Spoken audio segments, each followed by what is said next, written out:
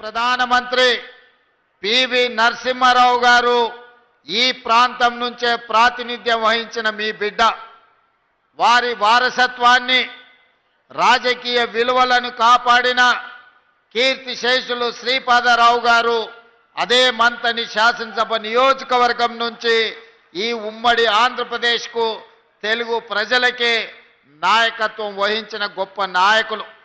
ఈనాడు మూడవ తరం రాష్ట్ర ఐటీ పరిశ్రమల విషయంలో శాసనసభ వ్యవహారాలలో పార్టీ ప్రతిష్టను ప్రభుత్వం యొక్క ప్రతిష్టను ముందుకు నడిపిస్తున్న మిత్రులు దుద్దిల్ల శ్రీధర్ బాబు గారు ఈ ప్రాంతం నుంచే ప్రాతినిధ్యం వహించడం మీకు మాకు మనకందరికీ ఒక గర్వకారణం.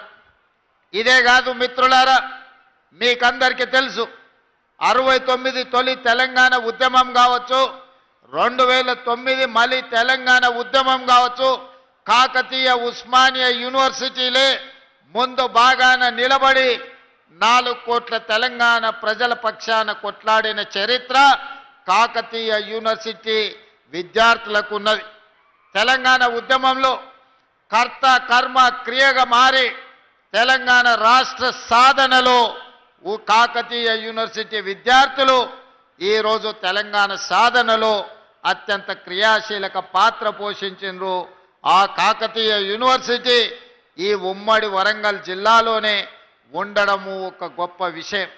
ఇదే కాదు, మళ్ళీ తెలంగాణ ఉద్యమంలో తెలంగాణ 4 కోట్ల ప్రజలకు ఒక గొప్ప ఆలోచనను అందించి వ్యూహాత్మకంగా ఎత్తుగడలతో తెలంగాణ రాష్ట్రాన్ని సాధించడంలో ముందు బాగాన నిలబడ్డ ప్రొఫెసర్ జయశంకర్ గారు ఈ భూపాలపల్లి ప్రాంతానికి సంబంధించిన గొప్ప వ్యక్తి, ఈ ప్రాంతానికి సంబంధించిన వారే. ప్రొఫెసర్ జయశంకర్ గారి ఆలోచన, కాళోజీ గారి ఆవేశం తెలంగాణ ఉద్యమంలో ఈ వరంగల్ కిల్లా మనకందరికీ ఆదర్శంగా నిలబడి ఈనాడు తెలంగాణ రాష్ట్రాన్ని సాధించడంలో ఈరోజు మనం విజయం సాధించినాం. ఇదే కాదు, ఈనాడు తెలంగాణ రాష్ట్రమే కాదు, పక్కనున్న ఆంధ్రప్రదేశ్ ఇతర రాష్ట్రాలలో వెలుగులు చిమ్మడానికి కారణం ఈ నల్ల బంగారాన్ని వెలికి తీస్తున్న సింగరేణి కార్మికులు ఈరోజు దేశానికే ఆదర్శం. ఈరోజు సింగరేణి కార్మికుల యొక్క శ్రమ తమ రక్తాన్ని చెమటగా మార్చి నల్ల బొగ్గును బంగారంగా వెలికి తీసి ఈరోజు లోకానికే వెలుగులను అందిస్తున్న ప్రాంతం భూపాలపల్లి ప్రాంతం. సింగరేణి కార్మికుల యొక్క ప్రత్యేకత తెలంగాణ ఉద్యమంలో మనం చూసినాం. ఆనాడు రాష్ట్ర సాధన ఆలస్యమైనప్పుడు కేంద్ర ప్రభుత్వం మీద సీమాంధ్ర పాలకులు సమైక్య పాలనలో ఒత్తిడి తెచ్చినప్పుడు ఇక తెలంగాణ రాష్ట్ర సాధన ఆనాటి రాజకీయ పార్టీలతో అసాధ్యం అనుకున్నప్పుడు వేలాది మంది సింగరేణి కార్మికులు నడుం బిగించి పిడికిలెత్తి కొట్లాడి తెలంగాణ రాష్ట్రాన్ని సాధించడానికి కారణమైన సింగరేణి కార్మికులు ఈ ప్రాంతానికి ప్రాతినిధ్యం వహించడం మన అందరికీ కూడా గర్వకారణం అని చెప్పి నేను ఈ వేదిక మీద నుంచి చెప్పదలుచుకున్నా. మిత్రులారా, ఈనాడు మీకు అందరికీ తెలుసు, భూపాలపల్లి అనేది ఒక చిన్న కుగ్రామంగా 500-600 జనాభాతో మొదలయ్యి ఆనాడు అన్న పెద్దలు నందమూరి తారక రామారావు గారు మొట్టమొదట ఈ భూపాలపల్లిని మండల కేంద్రంగా మార్చి మొట్టమొదటి పునాది రాయి ఈ ప్రాంతంలో సింగరేణి బొగ్గు ఉత్పత్తికి ఆనాడు పెద్దలు ఎన్టీ రామారావు గారు ఇక్కడ పునాది వేయడం జరిగింది. ఇక మళ్ళీ భూపాలపల్లి వెనక్కి తిరిగి చూడలేదు. ఆ తర్వాత అభివృద్ధి పదం వైపు నడుస్తూ 600 జనాభా ఈనాడు 60,000 ఓట్లతోని జిల్లా కేంద్రంగా భూపాలపల్లి మున్సిపల్ కార్పొరేషన్ మున్సిపాలిటీగా ఈరోజు రాష్ట్రానికే వన్నె తెచ్చే ప్రాంతంగా అభివృద్ధి చెందింది. ఈనాడు మన కళ్ళ ముందల్లే చిన్న గ్రామం నుంచి జిల్లా కేంద్రంగా భూపాలపల్లి అభివృద్ధి చెందింది అనంటే ఆనాడు కాంగ్రెస్ పార్టీ చేసిన అభివృద్ధి ఈరోజు ఈ ప్రాంతం అభివృద్ధికి కారణమైంది. అయితే మిత్రులారా, నిన్న మన కొంతమంది ప్రకటనలు చేస్తున్నారు, నేను నిశ్చితంగా గమనిస్తున్నా. మేము భూపాలపల్లి జిల్లా ఇస్తే కాంగ్రెస్ పార్టీ జిల్లాను రద్దు చేస్తుందని ఒక తప్పుడు విషపు ప్రచారం చేస్తున్నారు.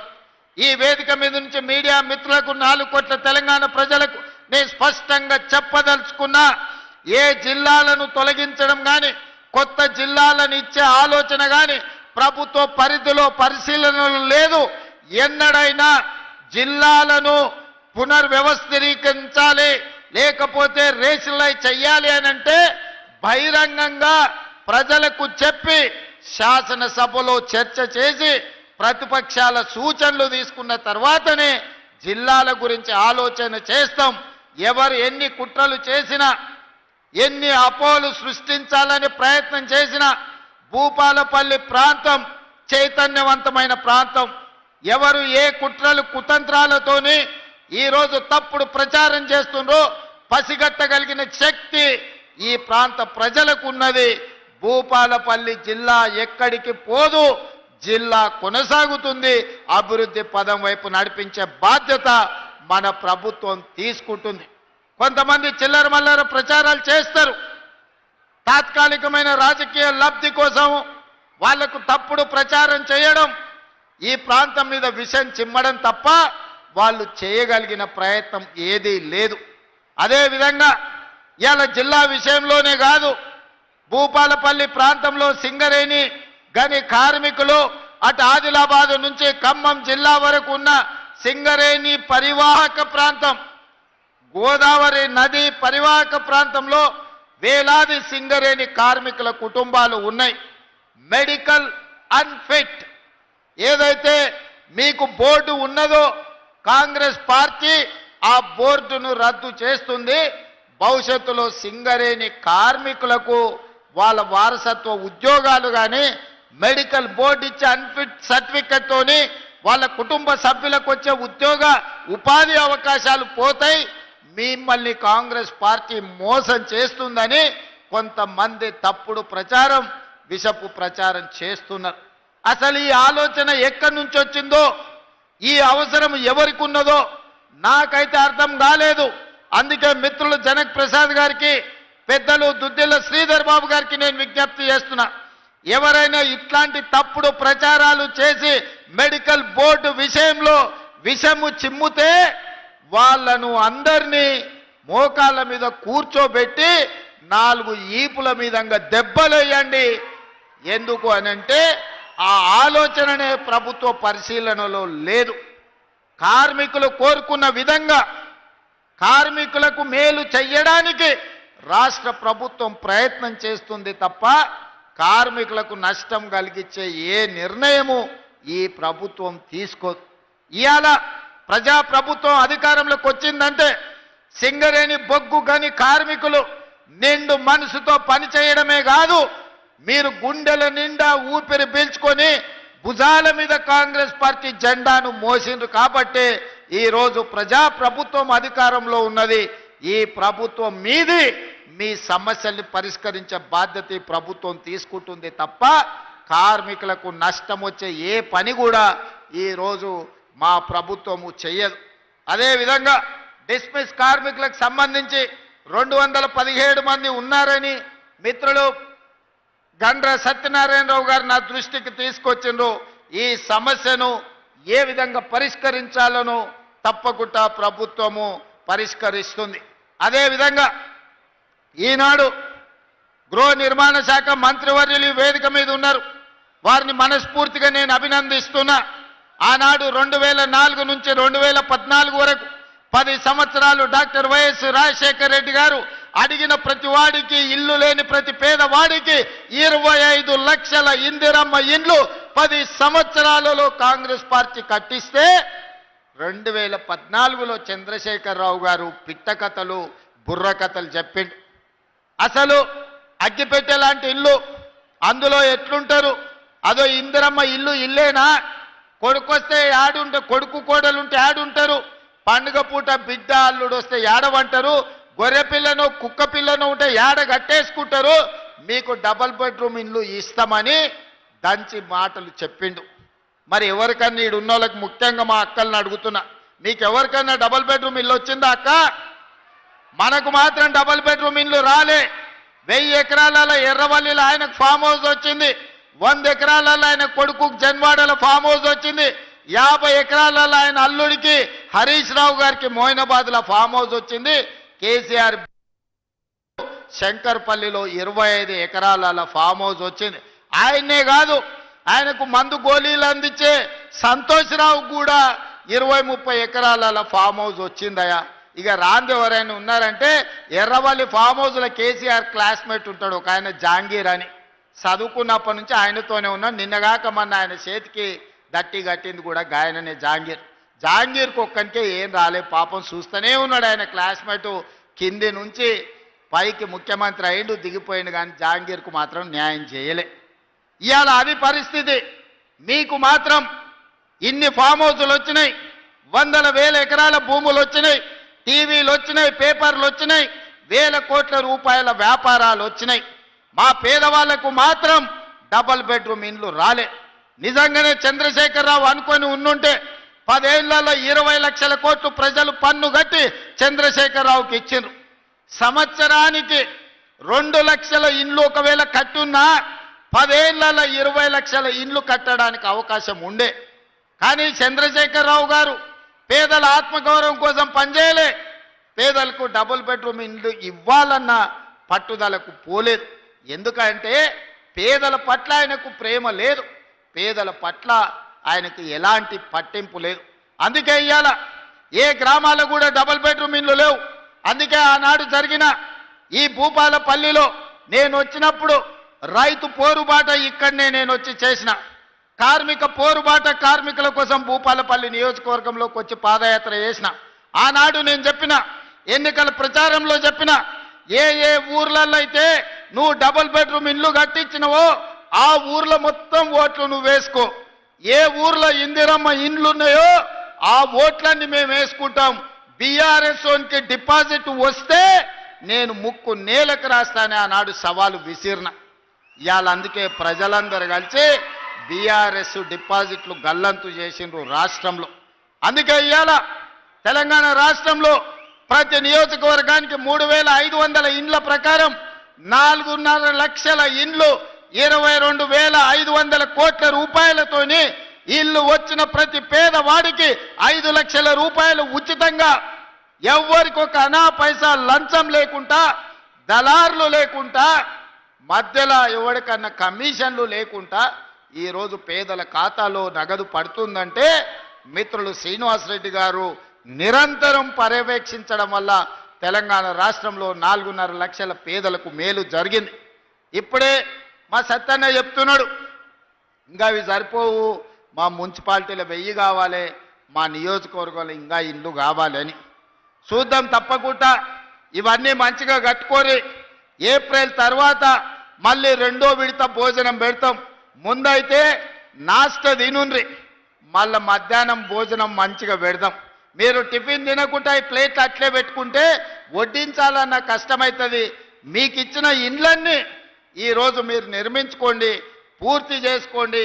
ఏప్రిల్ తర్వాత నూతన బడ్జెట్లో మళ్ళీ పేదలకు ఇందిరమ్మ ఇండ్లు ఇచ్చే బాధ్యత పొంగులేటి శ్రీనివాసరెడ్డి గారు తీసుకుంటారు. పేదల ఆత్మగౌరవం పెరిగే విధంగా మా ఆడబిడ్డలు మనస్ఫూర్తిగా మమ్మల్ని ఆశీర్వదించే విధంగా ఇందిరమ్మ ఇండ్లు 2వ విడత మంజూరు చేసి పేదల ఆత్మగౌరవం నిలబెట్టే బాధ్యత మన ప్రభుత్వం తీసుకుంటుంది అని చెప్పి నేను ఈరోజు మీకు అందరికి తెలియజేస్తున్నా. మిత్రులారా, మీరు చూసిండ్రు సరస్వతి పుష్కరాలు మంతని ప్రాంతంలో మనం నిర్వహించుకున్నాం. అద్భుతంగా లక్షలాది మంది సరస్వతి పుష్కరాలలో పాల్గొన్నారు. ఆ తర్వాత నిన్నగాక మొన్న సమ్మక్క సారలమ్మ 1000 ఏళ్లకు గుర్తుండే విధంగా ఈనాడు అద్భుతమైన కట్టడాలతోని 100 రోజుల్లోనే సమ్మక్క సారలమ్మను విస్తరిస్తే దాదాపుగా 2 కోట్ల మంది భక్తులు సమ్మక్క సారలమ్మను సందర్శించుకున్నారు. సమ్మక్క సారలమ్మకు పోయిన వాళ్ళందరూ భూపాలపల్లి ప్రాంతం నుంచే వెళ్ళడం జరుగుతుంది. ఈరోజు రామప్ప చెరువు నుంచి కూడా జంపన్న వాగులకు నీళ్ళిచ్చే కార్యక్రమాన్ని రాబోయే రోజులలో దక్షిణ కుంభమేళగా ఈరోజు మనము సమ్మక్క సారలమ్మ జాతరని నిర్వహించుకున్నాము. ఇది ఒక గొప్ప అనుభూతి. ఇందులో మా అక్క కొండా సురేఖమ్మ నిరంతరం సమ్మక్క సారలమ్మ పనులను పర్యవేక్షించి ఒక పక్కన సీతక్క రెండో పక్కన సురేఖమ్మ వీళ్ళిద్దరిని పొంగులేటి శ్రీనివాసరెడ్డి గారు సమన్వయం చేసి ఈరోజు దేశంలోనే తెలంగాణ రాష్ట్ర ప్రతిష్టను పెంచి సమ్మక్క సారలమ్మ జాతరను పూర్తి చేసుకొని ఈరోజు తెలంగాణ గౌరవాన్ని కీర్తి ప్రతిష్టను వాళ్ళు పెంపొందించడం జరిగింది. ఇదే కాదు మిత్రులారా, 2027లో గోదావరి పుష్కరాలు రాబోతున్నాయి. ఆదిలాబాదులో మొదలు పెడితే ఖమ్మం జిల్లా వరకు గోదావరి పరివాహక ప్రాంతం తెలంగాణ ప్రాంతానికి వరప్రదాయిని అత్యంత పవిత్రమైన గోదావరి జలాల పుష్కరాలు వచ్చే సంవత్సరం రాబోతున్నాయి. అందుకే ఈ వేదిక మీద నుంచి శ్రీధర్ బాబు గారికి కొండా సురేఖమ్మ గారికి నేను సూచన చేస్తున్నా, ఆదిలాబాదులో బాసర నుంచి ఖమ్మం జిల్లాలో భద్రాచలం వరకు ప్రతి దేవాలయాన్ని గోదావరి పరివాహక ప్రాంతాన్ని పర్యాటక ప్రాంతంగా తీర్చిదిద్ది అవసరమైతే 3-4 వేల కోట్ల రూపాయలు ఖర్చైనా బాసర నుంచి భద్రాచలం వరకు ధర్మపురి నుంచి భూపాలపల్లి నరసింహస్వామి మందిరం వరకు అభివృద్ధికి కావాల్సిన నిధులనిచ్చే బాధ్యత ఈ ప్రభుత్వం తీసుకుంటుంది. పర్యాటక కేంద్రాలను ఫారెస్ట్ ప్రాంతంలో రిసార్ట్లను అభివృద్ధి చేసే బాధ్యత మన ప్రభుత్వం తీసుకుంటుంది. రాబోయే రోజుల్లో మీ ప్రాంతానికి మహర్దశ పట్టబోతుంది. బాసర నుంచి భద్రాచలం వరకు జరిగే అభివృద్ధిలో భూపాలపల్లి మంతని ములుగు నుంచి మొదలు పెడితే గోదావరి పరివాహక ప్రాంతాన్ని మొత్తము ఇవాళ అభివృద్ధి చెయ్యాలని మనం ఆలోచన చేస్తున్నాం. మిత్రులారా, 10 ఏళ్ళు చంద్రశేఖరరావు గారు ఉన్నారు, 12 ఏళ్ళు నరేంద్ర మోడీ గారు ఉన్నారు, 2 సార్లు కేసీఆర్ ముఖ్యమంత్రి అయిండు, 3 సార్లు నరేంద్ర మోడీ ప్రధానమంత్రి అయిండు. ఈ మున్సిపల్ ఎన్నికల్లో బీఆర్ఎస్ వాళ్ళు చెప్తుండ్రు కేసీఆర్ను చూసి ఓటేయమని, బీజేపీ వాళ్ళు చెప్తుర్రు మోడీని చూసి ఓటేయమని. నేను అడుగుతున్న మీడియా మిత్రులను, గల్లీలో మోరీ తీయాలంటే కేసీఆర్ వచ్చి తీస్తాడా? ఉన్న ఎమ్మెల్యేలకు ఆనాటి మంత్రులకే కేసీఆర్ గెలిచేటోడు కాదు. భూపాలపల్లి గల్లీలో మోరీ తీయాలంటే ఆ మోరీ కేసీఆర్ వచ్చి తీస్తాడా? లేకపోతే ఓ 1,00,000 రూపాయలు సైడ్ ట్రైన్ కట్టాలంటే మోడీ ఢిల్లీ నుంచి వస్తాడా? మనం అడగనికే ఢిల్లీకి పోవాలన్నా? ఒక్కసారి ఆలోచన చేయండి. కేసీఆర్ అయినా మోడీ అయినా బొమ్మలు చూపించి ఓట్లు అడగడానికే పనికొస్తారు. నేను ఒక్క మాట మా అక్క చెల్లెళ్ళకి నేను చెప్పదలుచుకున్నా, అక్క పెళ్లి పెద్దను చూసి పిల్లని ఇచ్చినాం అనుకో, పిల్లగాడి సంసారం చేయకపోతే ఎవరికి చెప్పుకుంటాం అక్క? అవునా కాదా? పిల్లగాడు పనికొస్తాడా పనికిరాడా, ఇల్లు నడుపుతాడా ఇల్లు నడపడా అని పిల్లగాడిని చూసి పిల్లనిస్తాం, కానీ పెళ్లి పెద్దను చూసి పిల్లనిస్తే సంసారం ఆగం కాదా అక్క? అవునా కాదా? ఇవాళ ఓటు కూడా కేసీఆర్ని చూసో మోడీని చూసో ఓటేస్తే వాళ్ళు పెళ్లి పెద్ద లాంటి వాళ్ళు తప్ప మన గల్లీలో వచ్చి మోరీ తీసేటోడా, లైట్ వేసేటోడా, సైడ్ ట్రైన్ కట్టేటోడా, లేకపోతే మనకి ఇల్లు కావాలన్నా పెన్షన్ కావాలన్నా పిల్లగానికి బడిలో పైన సీటు కావాలన్నా మోడీ కేసీఆర్ వస్తారా? అదే మీరు కాంగ్రెస్ వాళ్ళకు ఓటేస్తే కౌన్సిలర్ ఎవరున్నా మీ సత్యన్న మీ గల్లీకి వస్తాడు, ఆడ నిలబడి మోరీ తీపిస్తాడు, మీ సైడ్ ట్రైన్ కట్టిస్తాడు, మీ రోడ్డు వేపిస్తాడు, మీ బైపాస్ రోడ్డు తెప్పిస్తాడు, మీ లక్ష్మీ నరసింహస్వామి గుడికి నిధులు తీసుకొస్తాడు, మీ సమ్మక్క సారలమ్మకు కావాల్సిన రోడ్లు వేపిస్తాడు, గోదావరి పుష్కరాలను బ్రహ్మాండంగా ఈ ప్రాంతంలో పూర్తి చేస్తాడు. ఏమన్నా కావాలంటే మీరు సత్యన్నను కలిస్తే సత్యన్న సీదా తెలంగాణ రాష్ట్ర ముఖ్యమంత్రి దగ్గరకు వస్తాడు. నాకు సత్యన్నకున్న మిత్రత్వం మీకు అందరికి తెలుసు కదా. నేను ముఖ్యమంత్రిగా కాదు, మున్సిపల్ మంత్రిని కూడా నేనే. మున్సిపల్ మంత్రినే కాదు, మీ సత్యన్నకు అత్యంత ఆప్తున్న సంగతి మీకు అందరికీ తెలుసు కదా. ఇవాళ మీ గల్లీలో మోరీ పనికి కావాలంటే సీదా ముఖ్యమంత్రి దగ్గరకు వచ్చి చేయి పట్టుకొని నాతో సంతకం పెట్టించే శక్తి ఇవాళ గండ్ర సత్యన్నకున్న మాట వాస్తవం కాదా? ఇవాళ మీ గల్లీ అభివృద్ధి చేసుకోవాలంటే మీ గండ్ర సత్యన్న మీకు కావాలి, కానీ ఎర్రవల్లి ఫామ్ హౌస్లో బోర్ల బొక్కలు వండుకునే కేసీఆర్ వస్తాడా? ఢిల్లీలో ఉండే మోడీ వస్తాడా? అసలు అడిగేటోనికి సిగ్గని ఉండాలి. వినేటోడు చెవిటోడైతే చెప్పేటోడు మహాభారతం అంత ఇంత పొడుగు చెప్తాడు. మనల్ని చెవిటోళ్ళు అనుకుంటారు బీజేపీ వాళ్ళు బీఆర్ఎస్ వాళ్ళు. 10 ఏళ్ళు ముఖ్యమంత్రి ఉండి మన భూపాలపల్లిలో బైపాస్ రోడ్డు తేలేదు. 3 సార్లు ప్రధానమంత్రి అయిన మోడీ ఏనాడని భూపాలపల్లికి వచ్చిండా? కేసీఆర్ను మోడీను ఓటు చూసి ఓటేస్తారంటే మోసపోతాము, గోసపడతాం. మీ గండ్ర సత్యన్నను చూడండి, మీ గల్లీలో ఉండే కౌన్సిలర్లను చూడండి, మీ మున్సిపల్ శాఖ మంత్రిని చూడండి, మీ సోదరుడు తెలంగాణ రాష్ట్ర ముఖ్యమంత్రిని చూడండి. నేను పనిచేసేది, సంతకం పెట్టేది నేను, నిధులు ఇచ్చేది శ్రీధర్ బాబు గారు, మమ్మల్ని ఇద్దరిని సమన్వయం చేసి పని చేయించుకునేది గండ్ర సత్యన్న. అందుకే భూపాలపల్లె కాదు, వరంగల్ జిల్లాలో ఈరోజు నేను ఒక్క మాట చెప్పదలుచుకున్నా. గాడ కాగితం ఉన్నది ఇక్కడ, ఎన్ని పైసలు ఇచ్చినావు మున్సిపాలిటీలో? ఇక్కడదే ఇలా నోటు ఉండే కదా. మున్సిపాలిటీ లెక్క తెచ్చిన మొత్తం తెలంగాణ రాష్ట్రంలో మనం కౌన్సిలర్లు లేకపోయినా, కార్పొరేటర్లు లేకపోయినా, మున్సిపల్ చైర్మన్లు లేకపోయినా, మేయర్లు లేకపోయినా 2 ఏళ్లలో 17,442 కోట్ల రూపాయలు మున్సిపాలిటీలకు ఇవ్వడం జరిగింది.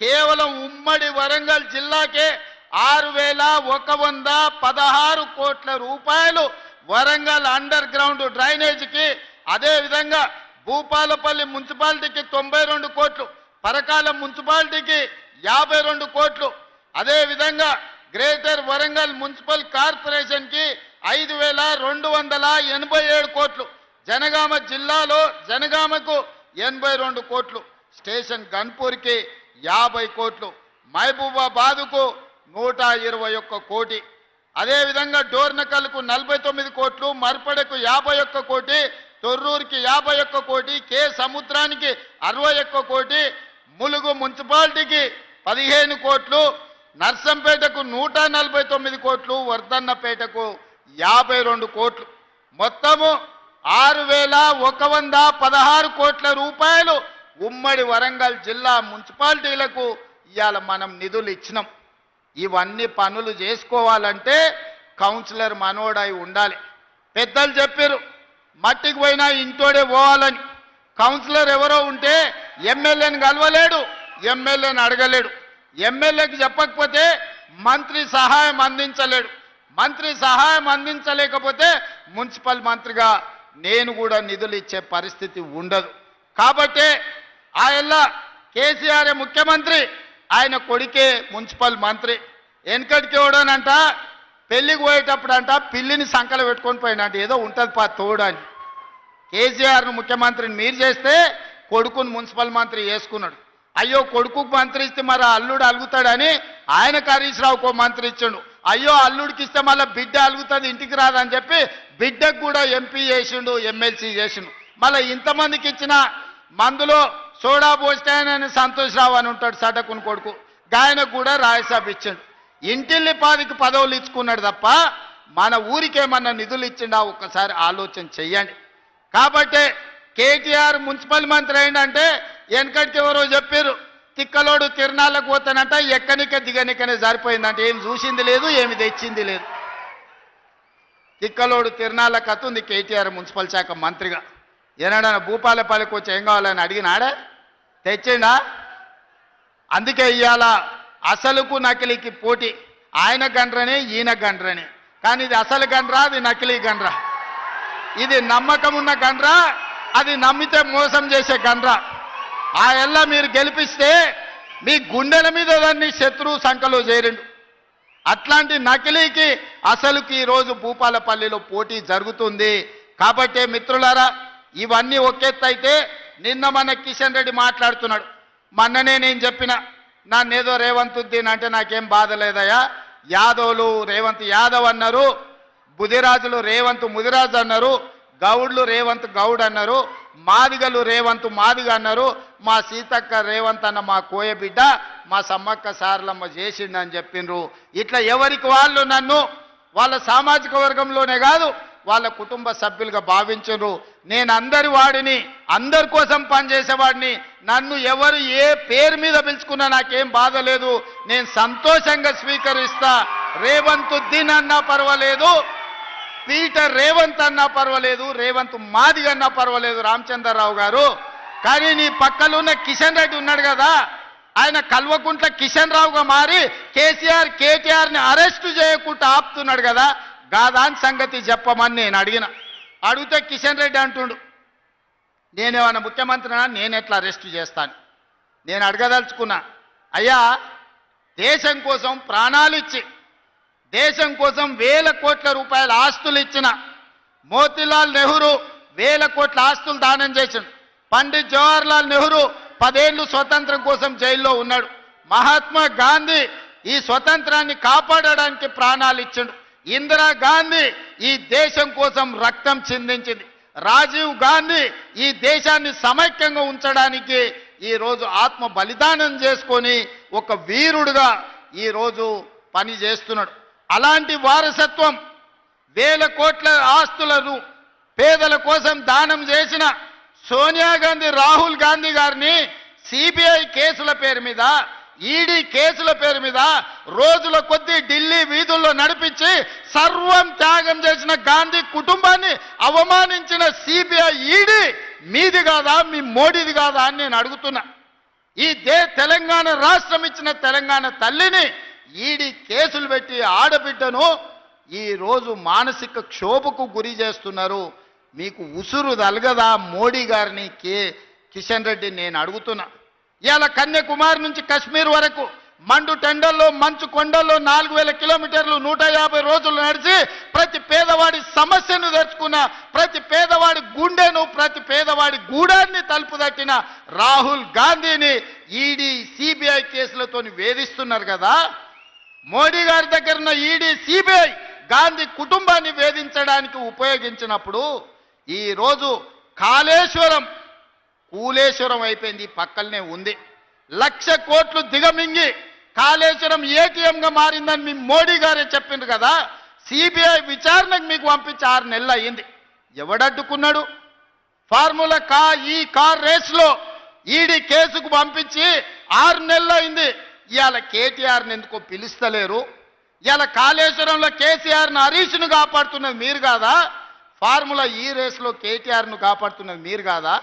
మరి ఎందుకు ఆ సిబిఐ, ఈడీ ఈరోజు కేసీఆర్, హరీష్, కేటీఆర్ను విచారణకు కూడా పిలిపిస్తలేరు, అరెస్ట్ చేసి లోపల పెడతలేరంటే కిషన్ రెడ్డి గారు నల్లికుట్ల మాటలు మాట్లాడుతున్నారు. నాకేం తెలుసు, నేనెట్లా చేస్తాను? సోనియా గాంధీ గారిని, రాహుల్ గాంధీ గారిని మీ మోడీ గారు, మీరు ఈడీ, సిబిఐలతో వేధించవచ్చు. కానీ మీ చీకటి మిత్రుడు, మీ ఫెవికాల్ బంధం, మీ బీఆర్ఎస్ నాయకులను మాత్రం కేసీఆర్, హరీష్, కేటీఆర్ను, ఈ శుక్రాచార్యుణ్ణి, మారీచుని, సుబాహుడు రాక్షసులను మాత్రం మీ మోడీ పిలువడా? ఎందుకు కంచేసి కాపాడుతున్న కిషన్ రెడ్డి అని నేను అడుగుతున్నా. అందుకే కిషన్ రెడ్డిని ఇప్పటి నుంచి కిషన్ రెడ్డి అనే సమస్యనే లేదు. కేసీఆర్, హరీష్, కేటీఆర్ని అరెస్టు చేసే వరకు కిషన్ రెడ్డి పేరు కల్వకుంట్ల కిషన్ రావుగా పేరు మార్చి కేసీఆర్కు దొంగపుత్రుడైతే కిషన్ రెడ్డి దత్తపుత్రుడు కేసీఆర్కు, ఇద్దరు కలిసి కేసీఆర్ దోపిడిని ఈరోజు కాపాడే ప్రయత్నం చేస్తున్నారు. టెలిఫోన్ ట్యాపింగ్ నిన్న మనం మాట్లాడుతున్నారు. ప్రతిపక్ష నాయకులను వదలలే, హైకోర్టు జడ్జిలను వదలలే, చివరికి జర్నలిస్టులను వదలలే. భార్యాభర్తలు మాట్లాడుకుంటే కూడా ఏం మాట్లాడుకుంటున్నారని విన్న సన్నాసులు ఇంతకంటే దుర్మార్గం ఎక్కడన్నా భూమి మీద ఉంటుందా? ఇంతకంటే పాపాత్ముడు ఎవడన్నా ఉంటాడా? పెళ్ళా మొగుడు ఫోన్లో మాట్లాడుకుంటే కూడా వాళ్ళ మాటలిని, సినిమా తారల మాటలిని, ప్రతిపక్ష నాయకుల మాటలిని, జర్నలిస్టులను, జడ్జిలను కూడా బ్లాక్మెయిల్ చేసి, వ్యాపారాలు చేసుకునేటోళ్లను బ్లాక్మెయిల్ చేసి, ఎవరో కాదు బీజేపీ ఎంపీ విశ్వేశ్వరరెడ్డి గారే చెప్పారు, మా ఫోన్లని, మా భూములు కొనుక్కున్నోళ్లను బ్లాక్మెయిల్ చేసి కోట్ల రూపాయలు ఎలక్టోరల్ బాండ్స్ వసూలు చేసిండ్రు, మమ్మల్ని బెదిరించి మా దగ్గర కోట్ల రూపాయలు కొల్లగొట్టిందని. టెలిఫోన్ ట్యాపింగ్ ద్వారా బ్లాక్మెయిల్ చేసి కోట్ల రూపాయలు వసూలు చేసుకున్న బీఆర్ఎస్ను బ్లాక్మెయిల్ రాజకీయ సమితి అని ఈరోజు నేను అధికారికంగా చెప్పదలుచుకున్నా. ఈరోజు బీఆర్ఎస్ అంటే బ్లాక్మెయిల్ రాజకీయ సమితి. ఈ బీఆర్ఎస్ వాళ్ళు టెలిఫోన్ ట్యాపింగ్ ద్వారా 100 కోట్ల రూపాయలు ఇవాళ బీఆర్ఎస్ అకౌంట్లో 1500 కోట్ల రూపాయలు ఎలక్టోరల్ బాండ్స్ ఎవని అబ్బ సొమ్మని నేను అడుగుతున్నా. 1000 కోట్ల రూపాయల ఇవాళ ఆస్తులు, 100 ఎకరాల భూములు వ్యాపారస్తులను బెదిరించి అగ్వసాగ్వకు వాళ్ళ భూములు కొనుక్కున్న మాట వాస్తవం కాదా? గుంజుకున్న మాట వాస్తవం కాదా? మరి ఎందుకు వాళ్ళను తీసి బొక్కలేసే పని మోడీ కిషన్ రెడ్డి చేస్తలేరని నేను అడుగుతున్నా. అందుకే మిత్రులారా, చేసిన పాపాలు ఊరికే పోవు. ఆ పాపాల ఊబిలోనే బీఆర్ఎస్ కూరుకుపోతుంది. ఈ కేసుల నుంచి తప్పించుకోవడానికే మొన్న పార్లమెంట్ ఎన్నికల్లో 8 సీట్లు బీజేపీలను గెలిపించారు.